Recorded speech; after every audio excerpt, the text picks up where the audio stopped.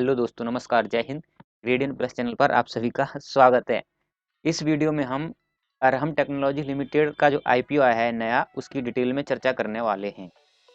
देखिए, जो ये आईपीओ आएगा, इस कंपनी का नाम क्या होगा? Arham technologies limited. किस सेक्टर से बिलोंग करेगी? कंज्यूमर ड्यूरेबल्स, यानी कि डायरेक्ट कंज्यूमर को हिट करेगा और उसके अपने पर्सनल घर में इस्तेमाल होने वाला सामान होगा। तो जो पर्सनल घर में इस्तेमाल होगा वो क्या होगा? इलेक्ट्रॉनिक सामान, यानी कि इलेक्ट्रॉनिक से संबंधित।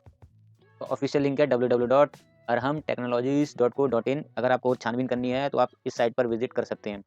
इसका जो आईपीओ है ये सिर्फ एनएससी में ही लिस्ट होगा, बीएसई में नहीं आएगा।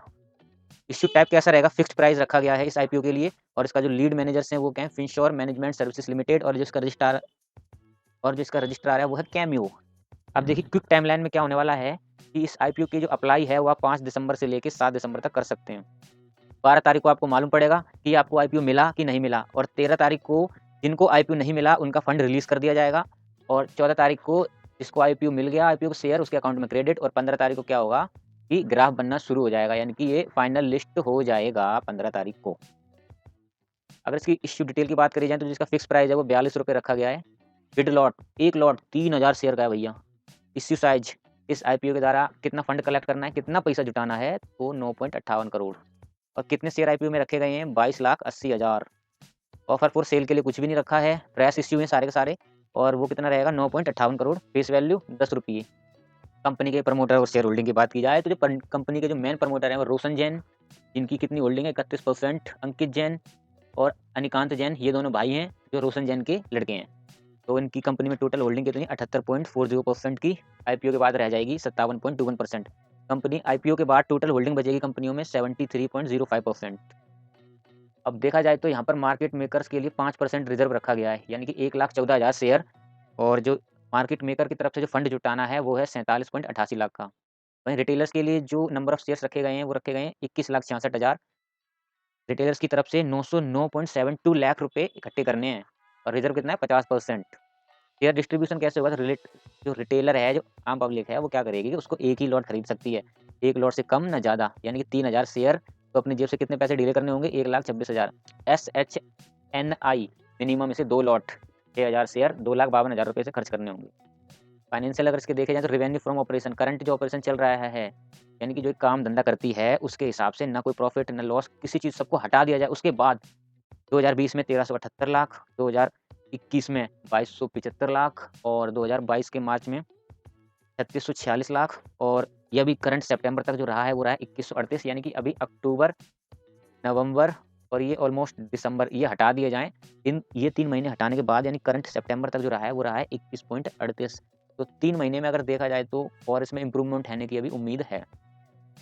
और अगर इसका नेट प्रॉफ़िट देखा जाए तो वो भी ठीक है, कुछ भी नेगेटिव नहीं है। नेगेटिव देखा जाए तो 56, फिर 203, 2022 में 302, अभी करंट में 128 तक इसका नेट प्रॉफ़िट रहा है। नेट वर्थ तो इसकी अच्छी खासी इम्प्रूव हुई है भैया, बहुत अच्छी हुई है। और इसका एबिडा एबिडा देखा जाए तो 2020 में 164.75 लाख रहा है, जो बढ़कर डायरेक्ट ऑलमोस्ट डबल, यानी कि 100 का 200, 64 का 128, ऑलमोस्ट डबल टेबल मार दिया।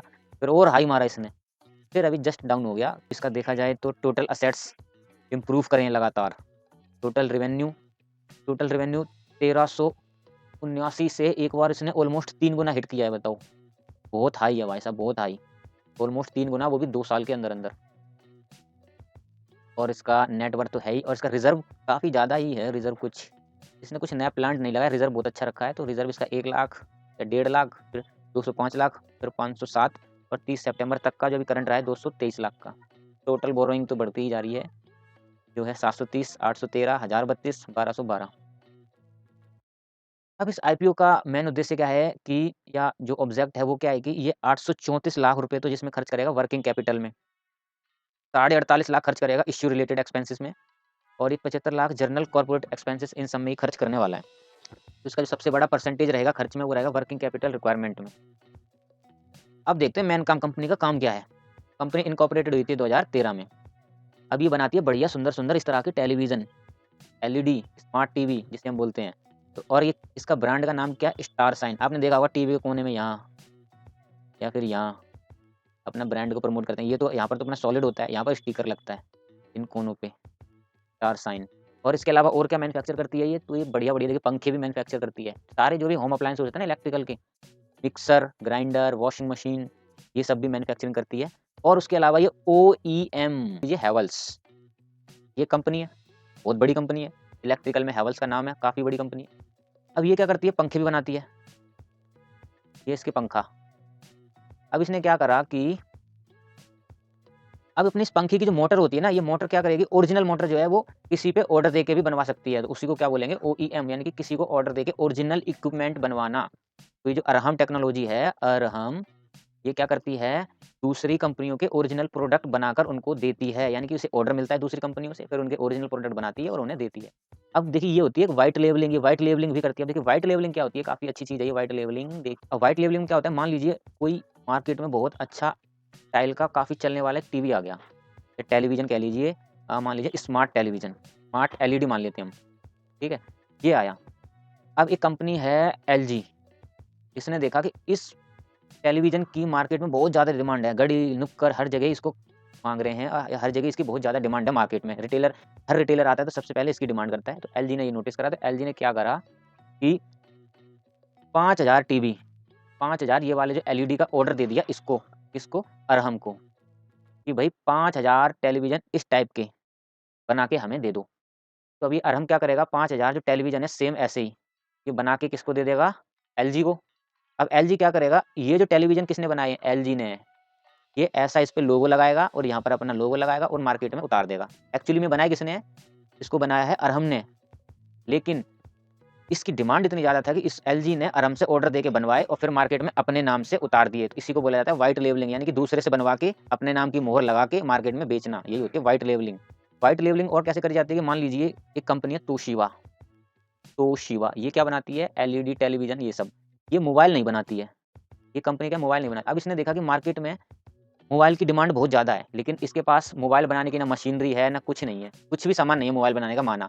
तो ये क्या करेगी, ये अरहम टेक्नोलॉजी को ऑर्डर दे देगी कि 5000 मोबाइल हमें बना के दे दो। तो अरहम क्या करेगा, इस तरीके के काम भी होते हैं कि देखिए इसका मेन काम तो कुछ और है, लेकिन ये मोबाइल नहीं बनाती, लेकिन फिर भी इसने ऑर्डर से मोबाइल बनवाए और अपना लोगो ठप्पा मार के व्हाइट लेबलिंग करके इसको मार्केट में उतार दिया। अभी किस नाम से जाना जाएगा हम तो समझेंगे तोशिबा ने बनाया, लेकिन वास्तव में किसने बनाया? अरहम ने।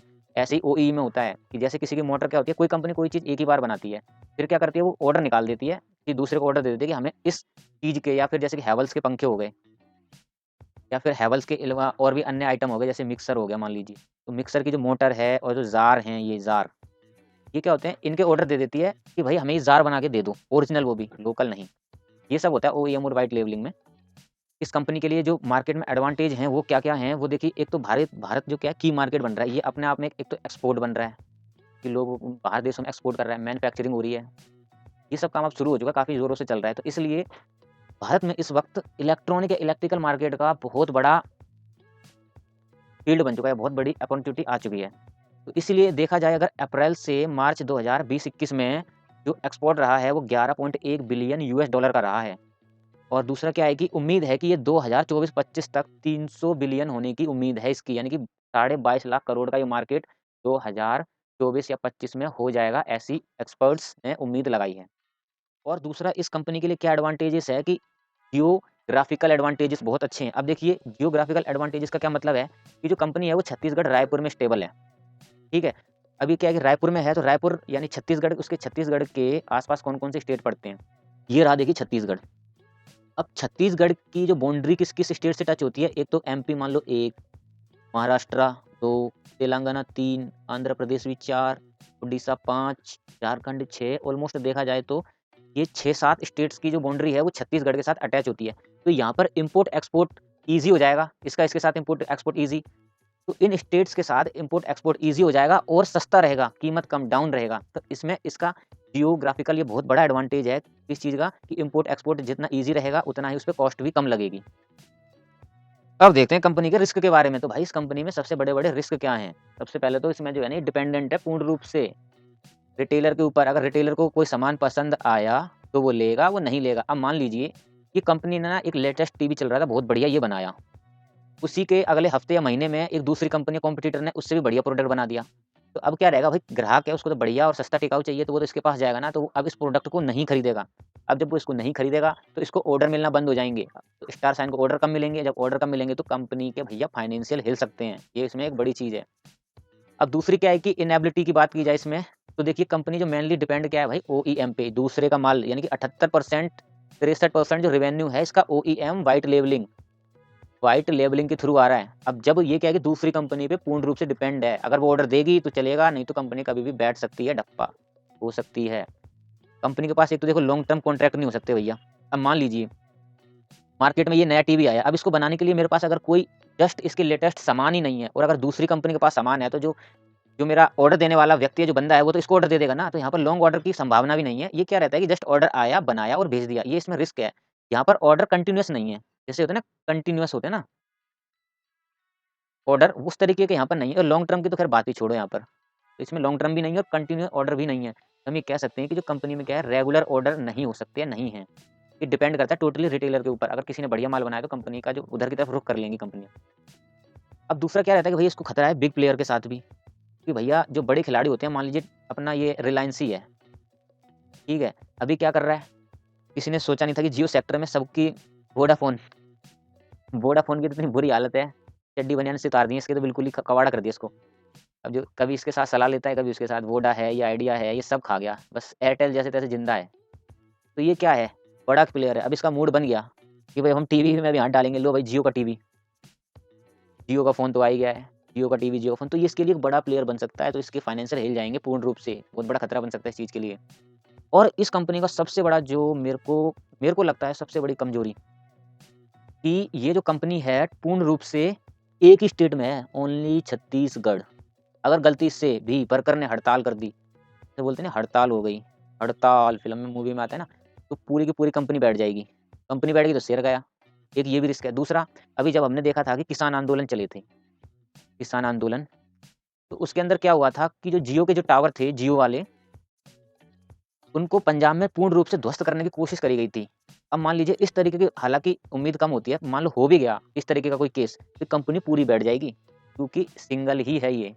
तो कंपनी के ये फंडामेंटल्स थोड़े मतलब डाउट में है, मजबूत नहीं है इस चीज़ में ये कंपनी, क्योंकि सिंगल है, सिर्फ़ और सिर्फ़ छत्तीसगढ़ बेस्ड है। अगर बाय चांस कुछ ऊँच-नीच हुई, तो कंपनी पूरी कभी भी बैठ सकती है।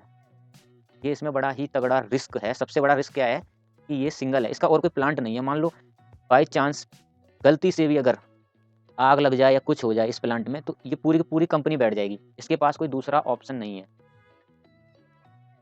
अगर इसके टॉप कॉम्पिटिटर में देखा जाए, अगर इसके टॉप कॉम्पिटिटर की बात की जाए, तो फिलहाल तो इसका कोई कॉम्पिटिटर बड़ा तगड़ा है नहीं। एक है तो वो भी घाटे में चल रहा है 203 करोड़ के साथ। इसका कोई बड़ा भी कॉम्पिटिटर फिलहाल नहीं है। अगर इसकी स्वॉट एनालिसिस करी जाए, तो स्ट्रेंथ दूसरे कॉम्पिटिटर के, मान लो भविष्य में इसके कॉम्पिटिटर आएँगे और होंगे भी, ऐसी बात है नहीं, क्योंकि बहुत ज़्यादा कॉम्पिटिटिव सेक्टर है। उस दौरान अगर इसकी क्या-क्या स्ट्रेंथ है जो उसके कॉम्पिटिटर के साथ इसको खड़ा रखने में मदद करेगी, तो देखिए इसका एक्सपीरियंस समय के साथ बढ़ता जाएगा। फिलहाल तो 10 साल का एक्सपीरियंस है ही, और प्रमोटर को तो 26-27 साल का एक्सपीरियंस है। तो कुल मिला के एक्सपीरियंस इनमें अच्छा है। इसकी जियो लोकेशन इसको फ़ायदा करती है एक तो, और दूसरा क्या है, भविष्य में जब इसके और प्लांट भी बनेंगे, तो और अच्छी इसकी जियो लोकेशन और फ़ायदा करेगी इसे। और बिज़नेस मॉडल बढ़िया है। बिज़नेस मॉडल में क्या है कि अभी क्या है कि दूसरे, जैसे कि ओईएम है, ये दूसरे का सामान बनाती है। तो अभी क्या है कि खुद की भी मैन्युफैक्चरिंग में भी काफ़ी एक्सपीरियंस होगा, वो भी बढ़ेगी। और देखा जाए तो इसके पास अच्छी एक्सपर्टीज़ की सलाह वगैरह है, ठीक है? और सबसे जो इसमें बेहतरीन चीज़ एक क्या लगी कि जो इसके इंसेंटिव है ना, अब ब ज़ाहिर-सी बात है भाई छत्तीसगढ़ में काम कर रही है, एक तो वैसे भी इतना प्रभावित नक्सलवाद जैसा इलाका होता है, तो वहाँ पर गवर्नमेंट क्या है, तो ये रोज़गार पैदा करती है, तो गवर्नमेंट की तरफ से भाई छूट तो मिलेगी है ना? तो जो पॉलिसी वो जो आती है भाई, इसको उसमें छूट तो मिलनी मिलनी है, तो लाज़मी है ही है। अगर अपॉर्च्युनिटी में देखा जाए, तो भारत का इस टाइम बहुत ज़्यादा ग्रोइंग सेक्टर है। भारत के अंदर इस वक़्त ये वाला बहुत ग्रोइंग सेक्टर है, तो ये इसके लिए यहाँ पर अभी काफ़ी सारे अवसर बने हुए हैं ग्रो होने के लिए। ऐसा नहीं है कि इसमें ग्रोइंग अपॉर्च्युनिटी नहीं, बहुत हाई ग्रोइंग अपॉर्च्युनिटी है, क्योंकि अब वहीं पर इसकी कमजोरियाँ, जो इसके कॉम्पिटिटर फ़ायदा उठा सकते हैं, तो इसकी सबसे बड़ी जो कमजोरी है वो क्या है कि हाई वर्किंग कैपिटल रिक्वायरमेंट सबसे ज़्यादा इसको चाहिए होता है। क्योंकि भैया कोई भी चीज़ में मैन्युफैक्चरिंग करनी है, सबसे पहले तो तगड़ी-तगड़ी बड़ी मशीनरी चाहिए। और अगर थ्रेट्स देखे जाएँ इसमें, तो थ्रेट्स में देखो, एक तो इंक्रीज़िंग भाई साहब बिग प्लेयर कभी भी अटैक कर सकते हैं। मान लीजिए ये बहुत ज़्यादा ग्रोइंग सेक्टर है, ये तो बिग प्लेयर आ सकता है, कोई न्यू प्लेयर है, या फिर ये कह दें कि भाई भारत ने कोई स्कीम लॉन्च करी, कि इंडिया, मान लो डिजिटल इंडिया जैसी कोई स्कीम लॉन्च कर दी उन्होंने। अब इस स्कीम के तहत जो new player, small old player, जो ये सब हैं, ये बंदे भी इसके लिए एक खतरा बन जाएँगे। अब हमने कंपनी की स्टडी तो बहुत देख लिया, और ये देख लेते हैं कि भैया कंपनी पे कोई केस-वेस तो नहीं चल रहा है ना, हम सोचेंगे भाई ये सब बढ़िया, वो भी बढ़िया, और बाद में पता चले कंपनी तो कानूनी पचड़े में फँसी हुई है, वो उसका आधा दिन तो कोर्ट में निकलता है और आधा दिन वो कंपनी में निकाल दे, तो बचता ही क्या है फिर? तो देखिए कंपनी में खैर कोई केस नहीं है, बिल्कुल क्लीन डेटा है, प्रमोटर और कंपनी के ऊपर कोई केस नहीं चल रहा है। फाइनल थॉट में देखा जाए तो एक तो कंपनी में बहुत ज़्यादा हाई कॉम्पिटिटिव सेगमेंट है, बहुत ही हाई है। और सबसे जो इसमें चीज़ एक लगी है मेरे को वो ये कि जिस तरीके से इसका रेवेन्यू था और प्रॉफ़िट था, क्या उसको ये उसी तरीके से मेंटेन कर पाएगी अगले 2 से 10 साल में? और फिलहाल में इस कंपनी में चल क्या रहा है इसके आईपीओ में, तो देखा जाए 1 दिसंबर को जो इसका जीएमपी था यानी ग्रे मार्केट प्राइस 3 था, 6 दिसंबर को 35, तो अभी तक ये नेगेटिव इसने अपना मुँह नहीं देखा है, ऑलमोस्ट कि इंक्रीज़ ही हुआ है। और यहाँ पर देखा जाए तो काफ़ी आग लगा रखी है इसने इंटरनेट पे, एसएमई और कितने परसेंट का इंक्रीमेंट हुआ है? 42 प्लस 35, 77 यानी कि 83% ऑलमोस्ट पैसा डबल करेगा क्या ये? देखते हैं 83.33% आंकड़ा तो पैसे डबल का दिखा रहा है कि इस आईपीओ में जिसका पैसा लगा उसका पैसा डबल। और एनआईआई में टोटल सब्सक्रिप्शन देखा जाए तो 66 गुना, रिटेल में 160 गुना है और टोटल 113 गुना। खैर सब्सक्रिप्शन उतना हाई नहीं हुआ है जितना होना चाहिए, तो कुल मिला के जो इसका आईपीओ है वो एवरेज ही है। देखा जाए तो मुझे इसका एवरेज ही लगा, क्योंकि कंपनी में अभी बहुत ज़्यादा रिस्क फैक्टर ज़्यादा है। कंपनी में रिस्क फैक्टर अभी ज़्यादा है और सबसे बड़ा जो इसका रिस्क फैक्टर लगा वो ये कि सिर्फ एक ही जगह है, सिंगल प्लांट है इसका, सिर्फ रायपुर का, और कोई ऑप्शन नहीं है। आई होप आपको ये वीडियो पसंद आई हो, तो प्लीज़ इसे सब्सक्राइब, लाइक करें ना करें आपकी मर्ज़ी, और हमारे सेकंड चैनल को भी सब्सक्राइब करें। और वीडियो में यहाँ तक साथ देने के लिए आपका बहुत-बहुत धन्यवाद और यहाँ वीडियो संपन्न हुई।